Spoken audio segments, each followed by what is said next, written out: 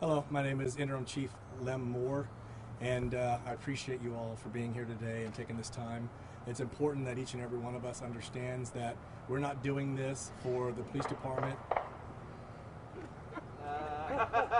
Hopefully that was something else going on.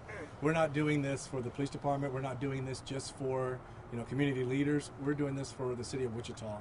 We've come together despite any kind of issues that the police department may have or people may have with the police department in our community. It's important that we understand that people's lives are being affected. Whether you are being directly affected by the deaths that are happening within our community, and or by these incidents that are happening family members wise, that are happening in your business location, in your neighborhoods. This is an opportunity for each and every one of us to come together, to communicate, to support each other. As the interim chief, since I've taken over, the police department has met and has been confronted with a lot of obstacles that we've been facing, culturally wise. And to resolve that, we've continued our efforts in engaging the community, bringing people together. And so this isn't about a show of, the police department and these community leaders that are behind me are standing there, as a force of one. It's not just about that. It's about showing and demonstrating that the same community leaders that you have seen over the past few years, the past 3-4 years, are the same community leaders that are standing behind me now. I don't see any new faces back here. And so we need more community involvement. We need more leadership. We need more of the parents stepping up. And I'm not here to teach people how to parent and tell people how to parent. This is my community. This is our community. I've raised my kids here. I love the city of Wichita. And it's important that each and every one of us recognizes that the violence and the things that are happening with our juveniles, it needs to be addressed. And not through words, not through meetings, but through actions. Actions that we as leaders are engaging in. And then hopefully bring other people to the table to engage in. Now, the Wichita Police Department, to assist and to help move forward with those initial actionable things that we're looking at doing, I'm going to try and increase the amount of officers that we have out here through using some of my overtime budget. It's pretty much almost depleted because of the incidents that we've had, but I'm going to request more so I can have more officers out here and dealing with the problems. This past weekend, the media has documented over 6 incidents of shooting violence that have taken place in one weekend in the city of Wichita. We had an incident down on East Harry that was taking place at the same time as the incident up here at 25th and Hillside. And the amount of officers that we have on the streets can't withstand that type of violence, that type of incidents, without those type of incidents occurring in our city without affecting response times, without affecting other calls like domestic violences, abuses that are taking place in our homes, in the homes in the city of Wichita. So I definitely, plea to the family members, plea to our community members to get involved. And what I mean by get involved is not us, you against the police or us against them type of attitude, but we attitude, meaning all of us coming together and showing our support through conversation, through what resources that we have. There are a lot of nonprofits out there that help families, that can assist with family issues that are going on with the anxiety, the depression, the mental illness that are happening with juveniles in the homes. And so this may not have been one of those type of incidents, but there are resources out there. The police department has joined together through some of the panels that we have within our city and bringing African Americans, bringing Latinos together. We have a group that, Hug-A-Dad, that we've joined with and have become a part of, because it's important that people understand and know that, it starts with the family. And so what's symbolic about us being here at 25th and Hillside? What's symbolic is that this is where the incident took place. And so instead of me sitting in my office downtown and inviting community leaders down there to do this, I want to take it to ground zero. I want community members to see that we aren't afraid to bring it to the community, that we aren't afraid to step up and say, we love this city. And it's going to take people cooperating. And one part of that cooperation is engaging. And so when officers were out here the other night working the incident that took place, there were a lot of people that didn't want to communicate, didn't want to talk. Maybe it's that us against them attitude. Maybe it's that old stereotype of if you snitch, you're going to be looked at badly within the community. Those need to go away, because the families that are involved with these incidents, they're working with the police, but they can only do so much. We need individuals that were out here that night stepping up and doing their part and speaking and helping Wichita to be a greater place, a better place, because we can do better. We are better. We've demonstrated it for a long time. I want to continue on that path. I'm going to step aside and allow Council Member Brendan Johnson to come up and say a few words, and then we'll open it up to the community leaders also. I get a little passion because my passion is displayed in how I truly feel about this community.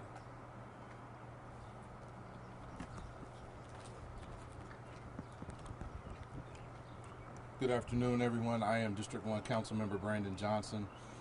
I am here because I am tired of seeing our young people die. I'm tired of seeing the violence, the lack of ability to problem solve. The village is needed in this moment. I grew up with the village, meaning if I was doing something I shouldn't have, being somewhere I shouldn't be, hanging out with folks that might have been doing some things they shouldn't have. I had multiple people, my parents, my grandparents, church members, neighbors, all in my business to make sure that I was doing the right thing at all times, and it helped. And we have to get back to that now. I know it's hard for some to try to parent or reach out to other folks' kids, and this isn't a blame game, but we all are going to have to do more. We're going to have to annoy our young folks. How many times are we looking through our young people's phone? What's being talked about?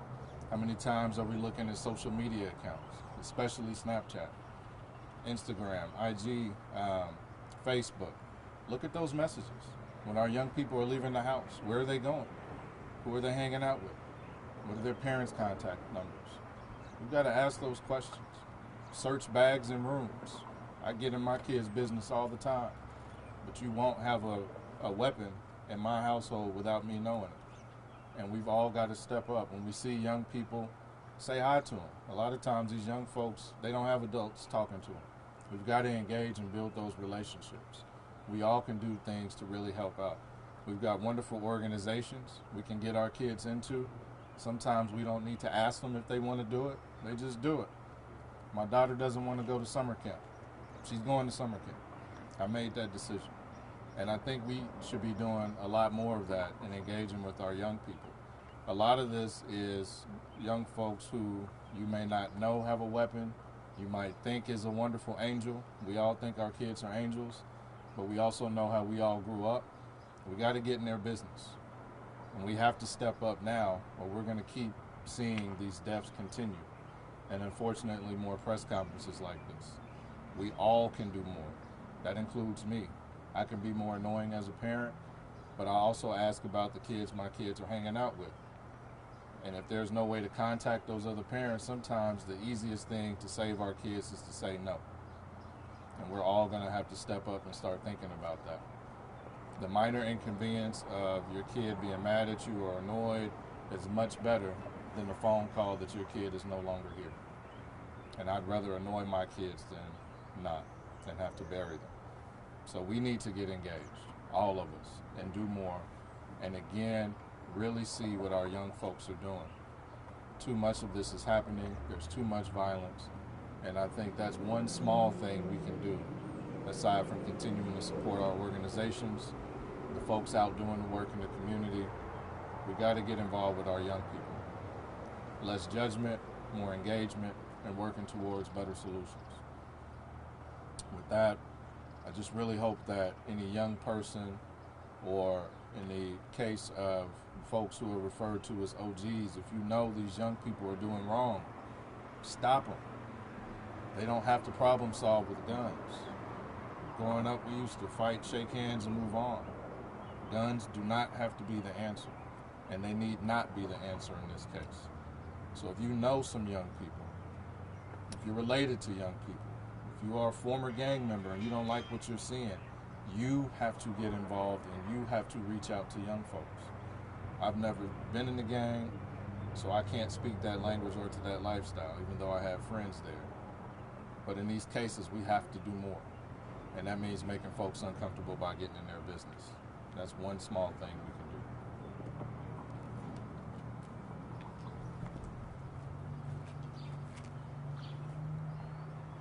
Hello, everyone. My name is Roosevelt DeShazer. I'm the pastor of the Progressive Church down on 25th and Estelle. The young lady, Jackson Hunt, that was the hit and run victim, was a member of my church. I got a call Sunday morning, a little bit before 3 a.m. A call that most of us pastors, we are mostly prepared for, but unprepared for. The voice on the other end was crying her eyes out and said, "Pastor, I think I'm about to lose my daughter." I asked her where she was, what happened and where she was. She told me. I went up to Wesley and I saw little Jackson, 15 years old. I could remember her when she was 8 years old when I first met her. She was laying there lifeless. And after about 35, 40 minutes or so, her mother had to make one of the hardest decisions she ever had to make in her life.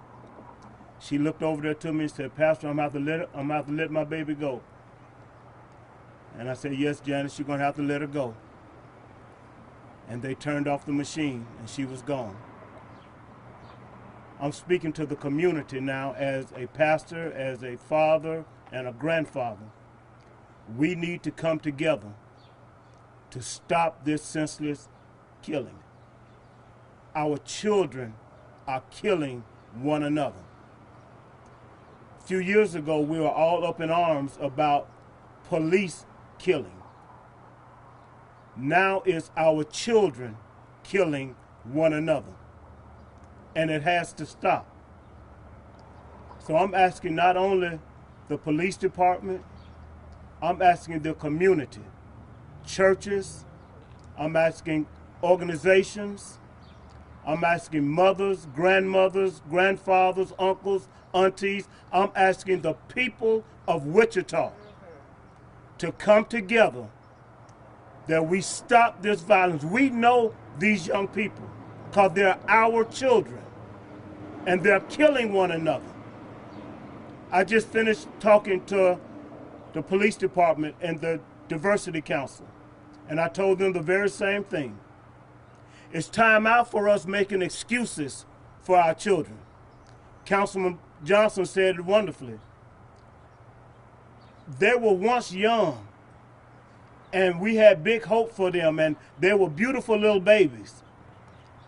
But now they are turned into something different, and I don't know the reason why, and we ought to stop pointing fingers and making excuses.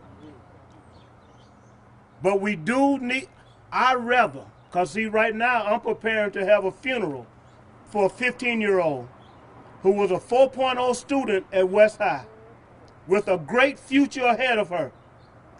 And she was 2 houses away from her home, right in the front of my church. Now she's gone. It's time out.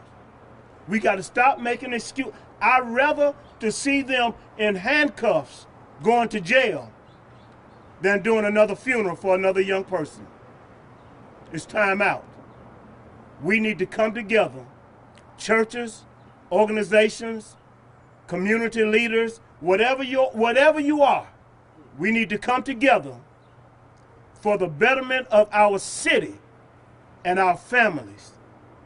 I want all 5, and I got one to come, all 6 of my grandchildren to be able to play and walk around the streets, play in their yards, and do whatever, go to the store, Walmart, playground, swimming pool, whatever they want to, without fear of being gunned down. And it's going to take a community to come together to make that happen. So my plea and my prayer is that Wichita, black, yellow, brown, male, female, regardless of denomination or all those other things that divide us, it's time for us to tear it down and come together as a people, as a community, as a city, and make Wichita safe for all people.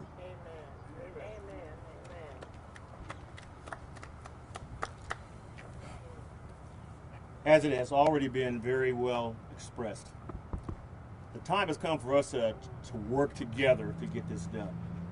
As you know, and as of the last several months, in the last several years, We've had a lot of organizations in this city sprung up with a lot of energy doing a lot of things. We have the energy here in this city to make those changes, and we need to do that. At church this past Sunday, our pastor told us that yes, all the things that we have talked about, within these four walls are good things. We need to go outside of these four walls and make sure things happen in our community.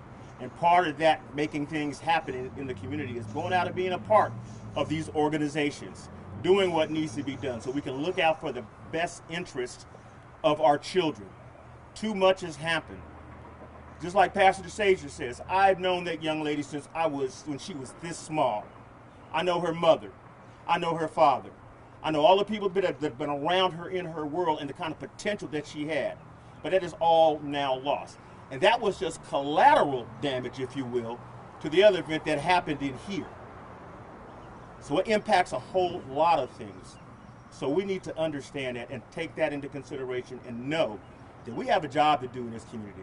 We have things that we are responsible for and we have to remain accountable for. Since I left my office coming over here and I was watching the news, and since the thing that happened in Texas, 17 more children, young people, have been killed behind this same type of violence. We need to make sure this stops. And this madness is not going to stop unless we, as community leaders, as organizations, as people who have already demonstrated that we have the energy to do something whenever we put our minds to it, we need to work together. Law enforcement is not our enemy in this case. We have to work together to make this right for all of us. Because if we don't, we're going to be doomed by this process, and we're going to continue to see some of the same madness that is going on right now. Just like everybody is standing behind me that's probably my age or older or younger. I have children. I have grandchildren. I want to be able to come up and live and play and work and just be in their community. And what us have to be concerned about is someone going to shoot them. Is there going to be some kind of random act of violence that's going to take their life and rob them of their potential? The last thing I want to share with all of you, and I'm sure that we all feel the same way, availability of guns in our community and across the country are one of the things that contributes to this. We need to tell in very loud terms those 100 people that are in Congress that are sitting on that legislation and not acting on it, so they can pass the legislation that says that background checks have to be done before any gun purchases are made.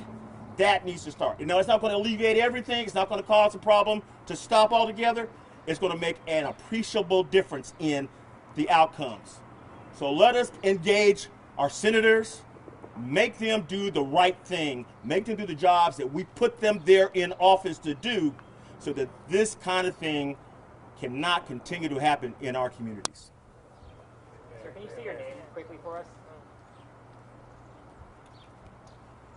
My name is Pastor Odell Harris Jr., the youth and young adult pastor of the Strangers Rest Church located right at 25th and Grove.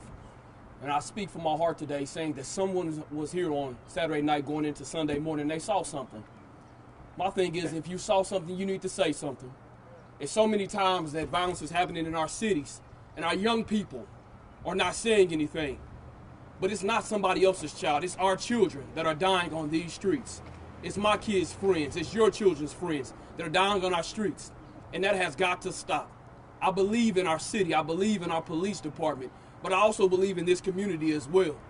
And in believing in this community, we need to come together as a community, as a family, and start speaking up. When we see something wrong, we ought to say something. And I know we try to hold the police department accountable all the time about that duty to intervene. But our duty to intervene in this community is to say something when violence is happening in our streets. When our young people are more likely to die than they are to go to college. It's really bothering us. It's really bothering me as a young pastor here in the city. I'm tired of it. I'm sick of seeing it. I don't care if I ever see another child die. I don't want to see it. I talked to Pastor DeShazier, and I echo his sentiments. I never, ever again want to prepare for a child's funeral, ever again, in this city. That is not something that we look forward to.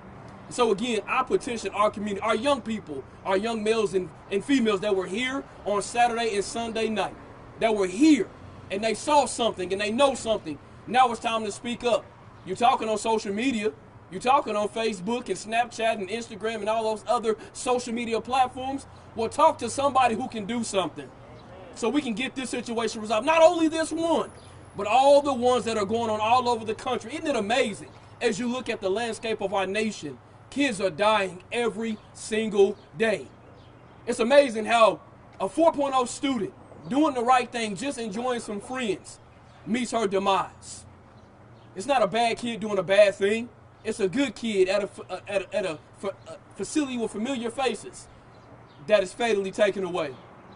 And dear beloved, I'm just asking someone in our community, you're looking but you're not saying anything. You see something but you're not saying anything. Now is the time to talk. Our young people talk a lot. Anybody who know a young man or woman in our community, they talk too much sometimes. Well, now it's time to talk. It's not time to be quiet and sit down and shut up. You're on your phone anyway. Now it's time to talk. Call Crime Stoppers or whatever you got to do. They didn't put me up to this. This is what's in my heart. Because if this was my daughter or my son, would nothing be able to stop me from getting justice for them. And that's what I feel for these families that are overtaken at this moment by violence. Which one of us wants to be the one at Wesley with the pastor and the doctor having to pull the plug? None of us. None of us want our children to die on these streets and no one say anything and no one do anything. If you know something, say something. You can call one of us. You don't have to call the police. Good afternoon. I'm Pastor C. Richard Kirkendall, president of the Greater Wichita Ministerial League. I come touching and agreeing with everything that's been said so far. We've been challenged as pastors and preachers of the community to find out what's making our kids so angry till they're putting down game stations and picking up guns and killing each other.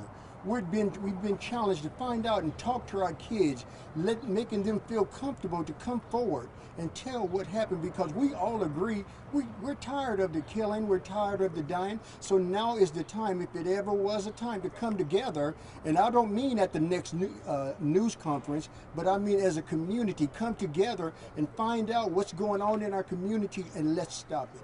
If you see something, say something. If you see something, say something, and I'll leave it at that. Thank you very much.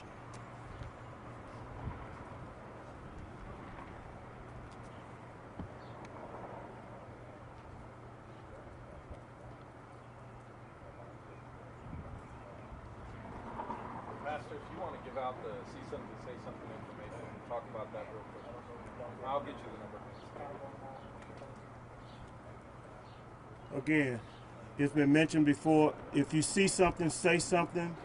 Again, if you don't want to use Crime Stoppers, you can call the number 519-2282.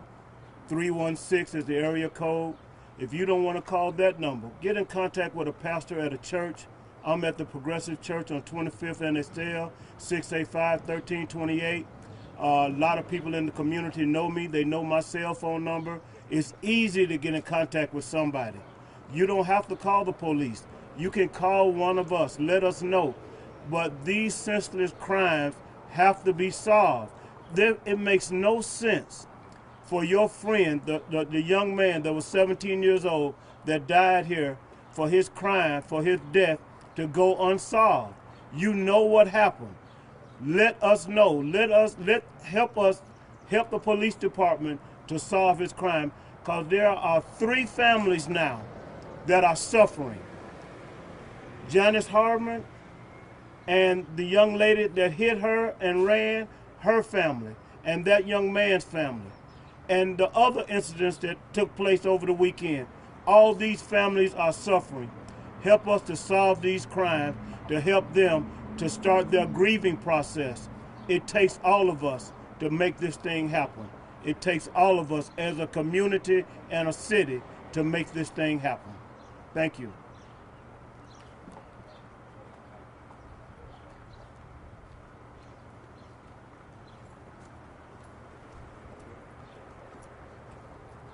All right, so once again, I want to make sure that everyone understands and knows you can easily call Crime Stoppers at 316-519-2282 to be able to report something if you want to stay anonymous.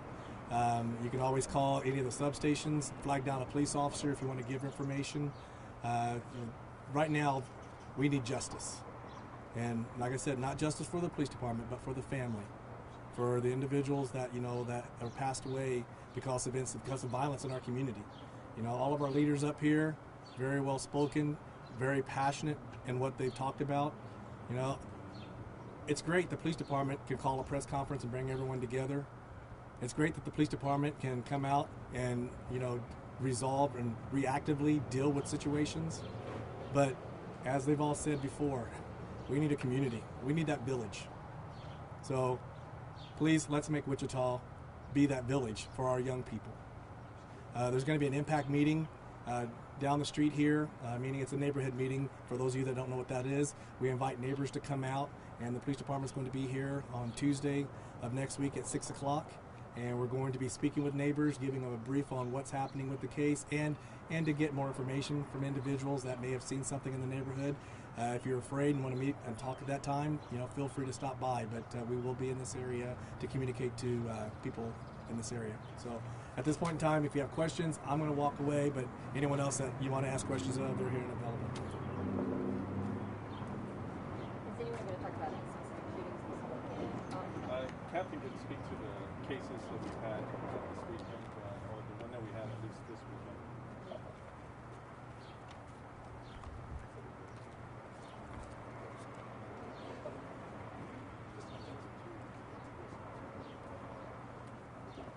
He's going to speak on this incident here and then the one over on Oliver. That's about it. Okay. Yeah, the other ones I'd have to do a little bit of research on. I apologize. As you guys know, I'm Captain Jason Stevens from the Wichita Police Department, the Investigations Division. The incident that occurred here, as many of you may know, was intended to be a graduation party at the banquet hall here. I can't go into a lot of the specific details of what we've learned in the investigation because for obvious reasons we need to keep some of those details close right now. But what I can say is that there were several young individuals here at that graduation party, that there was a disagreement involving a female that involved individuals that were associated with two different males at the party. That culminated into a disturbance that ended up in a shooting incident. As you can imagine, with so many people in one location, everyone after the shots were fired began to immediately leave the area very quickly, which unfortunately resulted in the tragic incident involving the 15-year-old girl just a few blocks away. One of the vehicles that were leaving the area struck her with their vehicle. That incident has, the driver of that vehicle has been identified and has been arrested. However, like we've been talking about before, we really would appreciate help from the community on any information anyone may have that can identify who was involved in the shooting incident that began the disturbance. The other incident in the 4900 block of East Harry occurred literally within maybe 1 hour prior to the incident here at 25th and Hillside. That, I can say, began as a verbal argument. One of our individuals was walking a dog, our suspect, in the neighborhood. They had a heated discussion over that dog, and that resulted in them joining together at a parking lot at an apartment complex in the area. There was a verbal exchange which resulted in the suspect getting out of the vehicle and firing shots at our victim, and unfortunately he succumbed to his injuries and was pronounced deceased. Through our investigation, I can say that we did identify our suspect, and an arrest was also made in that case.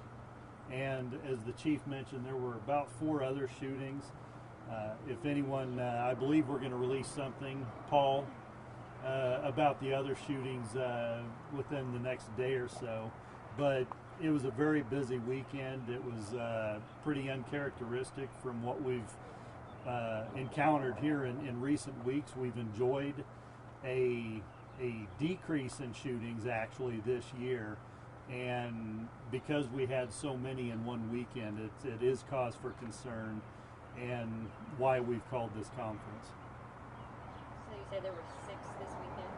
I believe that's correct. About 6 shootings that occurred. Do we have any evidence that they may be connected or completely different from this? I believe that they were all unrelated.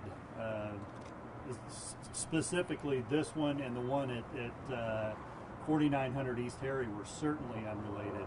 Now, some of the other shootings could have stemmed from other incidents that have reported, but we don't have any information that all of these had anything to do with one another that evening.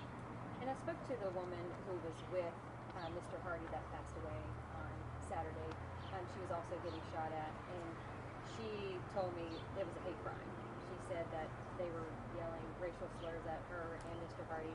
We're talking about 4900 East Harry. I can't confirm that. Yeah. That I can't go into the exact details, but yes, we do believe that racial slurs were used, and we are looking into that incident as a hate crime. As far as this incident up here, have you guys been able to kind of get a rough estimate on the number of people you think were gathered here, and then do you have a rough estimate on the number of people who actually stuck around and were able to maybe help you guys out, or at least give you guys some sort of statement? I was a little late getting to the scene myself because I was at the location on East Harry when this happened. I'll start with how many people were here when I got here, and that was about a half a dozen or so. Now understand that there were some family members and other people that were arriving that had nothing to do with it. I don't want to really irresponsibly throw a guess at how many people were here. I know that there's some evidence that will at least demonstrate that there were more than a dozen or so, but I honestly don't want to put a number to it because I don't know. There were a lot of young people present at the party. Like I said, it was a graduation party, so a dozen, maybe more. As the investigation progresses, we may have more information. And after we break free and leave, the business owner said he may want to talk to you, but that's going to be separate from what we're talking about. You may be able to get more details about how it was planned and all of those things, but that's going to be separate than what we're doing here. Right. So PD's here, community leaders are here, community members, neighborhood resource individuals. You work places like this. You know, you go out there and you see the damage that is caused by violence. You know, they all had a message that's loud and clear, and you heard it. What would you say? About what you see? Well, I would mirror all of the things that they said. The police can't, and the chief mentioned, the police can't do this alone. You know, we do a great job at investigating crimes and working with what we can, but we can't go all the way and get to the finish line on many cases without the help and the assistance from the community. And that's why, as the chief mentioned, and I'm really repeating a lot of things everyone else has said, but that's why we're here, is to the police, the community, to try to bridge that gap and to try to appeal to anyone out there that knows anything to come forward. If you don't want to tell the police, you know, reach out to any member of any of the community leaders here that have spoken out. Use Crime Stoppers, use See Something, Say Something, thank you. Or you know, anything that'll help us with this investigation. Do the police have anything? Anybody checking Facebook and stuff that goes on Facebook? But I've had a bunch of people tell me this was all over Facebook a week before it happened. It's been all over Facebook a week before it happened. These people come from Kansas City to this party. It was always, this is just what I heard. I didn't see it on Facebook. I can't say I saw it on Facebook. But I'm telling you, some of the people that such parties from these people on Facebook. Yeah, and that's where it's important that and just like with any kind of incident that happens, most of the time law enforcement get information after the fact. We do have officers that can go and do research on Facebook, you know, of targeted individuals. Well, we don't target individuals to go out and say, oh, they're going to do crimes. So on these kind of situations, when you have family members, as Councilmember Johnson says, that are looking at the Facebooks, looking at the social medias of their young people, of their children, and they find something disturbing, to let us know this kind of information so that we're able to act on it, we're able to follow through and do something about it. But being reactive seems to be what we're doing and what we're involved with at this point in time, because everyone's so into their own privacy. Everyone wants everyone to stay out of their business. Even, you know, you hear adults saying, well, that's my child's business. I don't want to go in their room and snoop around in their room. Well, that's your property. You pay the rent there. You pay the utilities. That's your responsibility. That's your child under 18. Like I said, I don't want to parent people, but we have to take responsibility, you know, for young people who are still learning. And here recently, over the past year or so, we've seen an increase in juvenile deaths, increase in juvenile violent crimes, you know, at a great number.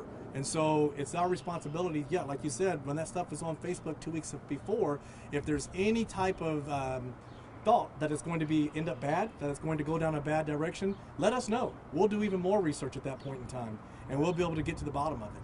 Yeah, I had a bunch of kids tell me this has all been on Facebook all week long before the party started. Yes.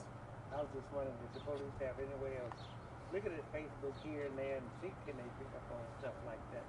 Because if it's been on Facebook and everybody else sees it, I thought the police might have somebody looking at Facebook off and on. I'm just, you know. Yeah, no, and honestly, give me 100 more officers and I can actually get a unit together. We do need more officers in this city. If you look at per capita, the amount of officers that the Wichita Police Department is utilizing, pound for pound, we are doing a fantastic job being efficient and, you know, doing our job and resolving crime. But with a lot more officers, then our response times will lower. Education, you know, and building that bridge and engaging the community will be better. So that's going to be my push while I'm interim chief before I leave, is to increase the number of officers that we have on the streets. Any other questions? I guess. How many homicides have we had in Wichita this year, and particularly how many have involved African American young people? Yeah, that's going to be something we're going to have to go back and look at the decks. Otherwise, we'd be guessing as far as, I don't have that specific data, but we can get that information to the media so that way they're able to report on it. Since that's a question, make sure hey, PIOs, make sure we get that question answered. Yep. And it was mentioned about access to guns. So you just talked about the issue with stolen guns here in Wichita, just kind of how that contributes to some of what we're seeing right now. Oh, it contributes greatly. The amount of guns or weapons that are stolen out of vehicles is astronomical. I mean, you'd be surprised the amount of people that are leaving weapons in their vehicles overnight. And juveniles know this. It's not something that I'm educating them on for them to go out and do. They've been doing this for the past couple of years, where you have a lot of reports, and you even see in the Nextdoor app, the Neighbors app, where people say there's juveniles checking my door handles. They're walking around at 2 or 3 o'clock in the morning. That's what they're looking for, are those guns. And I can tell you there are a lot of guns being taken from vehicles because of irresponsible adults who aren't bringing them inside. And so it's frustrating, and no one likes to have the finger pointed at them. But to be honest with you, if you're leaving weapons in the cars, you're part of the problem. One more question. I guess for folks who see this who might have some information for you guys, run through kind of how to see something, say something, and or Crime Stoppers works as far as keeping them anonymous. I know some people tend to be skeptical they can really stay anonymous on that, and it's very important. Yes, definitely. I have the coordinator for Crime Stoppers up here. They see something, say something, know something. It's a telephone that's been given out to our community leaders, and it's not as anonymous as Crime Stoppers, but it's anonymous enough to where they're calling a pastor, to where when you're relieving or you're releasing or you're talking to a pastor, there are some things that it's confidential between you and that pastor. And so we always tell people, reach out to the community leaders on that see something, say something, know something phone, and report, you know, what you know, because then it's the pastor reporting it. You want to talk a little bit more about that? Or the pastor's reporting that and relaying it to the police rather than the citizen. So that avenue is there. I'm going to push out a campaign for the Wichita Police Department to address the gun violence. So you're going to have a lot of conversation, a lot of different media releases, different commercials, billboards when it comes to juvenile violence, because that's where my desire, that's where my vision and my focus is at this point in time. So we're going to have a campaign coming out in the near future. We started out working with Sedgwick County, working with the Substance Abuse Coalition on the fentanyl campaign, trying to get that information pushed out. Now we're needing to look at gun violence. We need to look at violence with our juveniles and addressing it that way. So there are going to be some stats posted on our website in the near future as to violence from 10 years ago, what it looked like compared to now involving juveniles. Chief, when you talk about more policing, are you afraid that people will start talking about over-policing in our community? And and that's something that I thought about at one point in time, is that, I remember 15 years ago, everywhere you look, there was a police officer on every corner. And it literally was. There was a police officer on every corner because of it wasn't as violent as it is now, and police officers had time to actually engage in community policing, which was the huge topic. And so we increased the amount of officers we had, and increased the number of community police officers to go knock on doors, to deal with the neighborhood complaints. And so I'd like to be able to get back to that. And you may have the effect of people saying they're being over-policed, but I'd rather have more than not. Because on the instance where you have 3 different incidents happening in a city at one time, and you don't have enough officers to get to an incident an hour and a half away, or maybe a rape victim, it's really sad. And so I'd rather have more than not, for sure. I'm Marilyn Overton. I'm over the Matlock Heights Neighborhood Association. It's from Hillside to Grove, 21st to 27th. I love the police department. They have really helped us. We always say we don't need them, but I tell you, I won't know what I'd do without them. And I would rather them be here. I've been here 57 years in this neighborhood, and we had policemen to drive up and down the street. We loved it. And we need to get back to that. They were friendly. They helped us. Not everybody. One person can be bad, but most of the police officers, they care about this neighborhood. And we've got to start getting back to that. The city does not hire enough police officers for us. I never did like the word defunding. Defunding means like we're not going to do anything or take away from them. We need them. We need the police department. They're not out here to hurt. They come by, they wave, they speak. I mean, I don't understand it. And we need to teach our children to respect them. And we have to respect them. So we're getting away from that, and we need to stop, not only with the city, but all over this country right now, what's going on. And you're always going to have 1 or 2, but the majority of them, they care, or they wouldn't be doing the job that they're doing. And we, as a city, we have decreased our police department. We have decreased the people that help us keep our neighborhood clean and making rules and regulations. We have done that, and we're hurting our neighborhood. And the city's going to have to realize we need the neighborhood to make the city where it is. That's just what I have to say, and I'm working hard, and our neighborhood is working hard, and we have our pastor here. He's over, and all of these officers and the community, but downtown need to see what's going on. And we hate and we pray for the families, and I'm sure a lot of that didn't mean to happen, but it did happen. It wasn't because there wasn't police. But we have to be responsible and have for our children and for our whole neighborhood. I just had to say that. And we are an active neighborhood association, and I want the city to realize that. Thank you. I just wanted to also say, defund the police is a false narrative.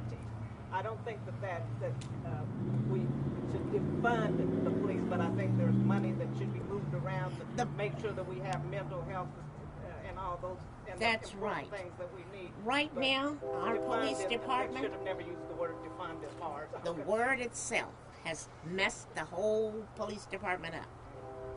Defund means taking away from something. If anything, they need it. Right now, when I came here, we had our police department. It wasn't part of the animal control. They have so much to do. Now they have to take care of the mental illness, taking care of this and taking care of that. I don't like the word defunding, and we have to get rid of that word. and because people look at it a different way. You're right, and we got to get away from it. And I don't care for it because I love the police department. I used to know every policeman in this neighborhood, and they're good people. And you've had one or two. Tell them what you think. Oh. Okay, so we got one more real quick. Okay. Real quick, I just want to say, my name is Derek Reynolds. I'm the founder of the Hug a Dad Foundation. And what I would like to say is I just wish that, we had some kind of setup to where we have neighborhood men who know when events like these are going on, and we can come and we can help chaperone. We can help. There doesn't have to always be police. There could just be male chaperones, regular dads coming to show support and wanting to be active in our community and want to be there to help, make sure that events like these go safely and don't go the wrong way. We have men in the community who are willing to get in the way of these types of events and who are willing to pour in and invest in our community and our youth. Like I said, my name is Derek Reynolds. I'm the founder of the Hug a Dad Foundation. I work closely with Dennis Fauntleroy. He's the founder of Dad's Care 2. Any parents, anybody who feel like they need to come and talk to some people about anything, you can always come down to the Urban League on 9th and Grove. That's where we work at. That's where we're trying to do work at. But I think that if we could just establish some type of support where our men come in and we do the work and we're active and we're in our community, I think that would be something that would be helpful to show these young people that we care, that somebody is there for them. Thank you very much. We need some type of resource guide out there for people to know that. Yeah, and I was going to say if the media can get their emails before they leave, and that way maybe you can post it or talk a little bit about that. So I think it's important that so when people are having activities, they can contact them, and then maybe they can start that ball rolling. But that concludes the conference. Appreciate it. Really quick, we have Officer Macy talk again back on the subject of how Crime Stoppers actually work. So I'm Officer Macy. I'm the coordinator for Crime Stoppers of Wichita City County. There are multiple ways to contact Crime Stoppers. You can call the phone line, 316-267-2111. You can download the free P3 mobile app. You can also call **tips. So the program is completely anonymous. It's operated on a third-party software separate from the police department. The software is encrypted, so nothing is traceable as far as what you send into that software. It's stripped of any identifying information before it's passed on to law enforcement. The key to that program really is anonymity. Nobody has been identified since 1980 when the program was founded, and tipsters are eligible for cash rewards through that program for tips that lead to felony arrests.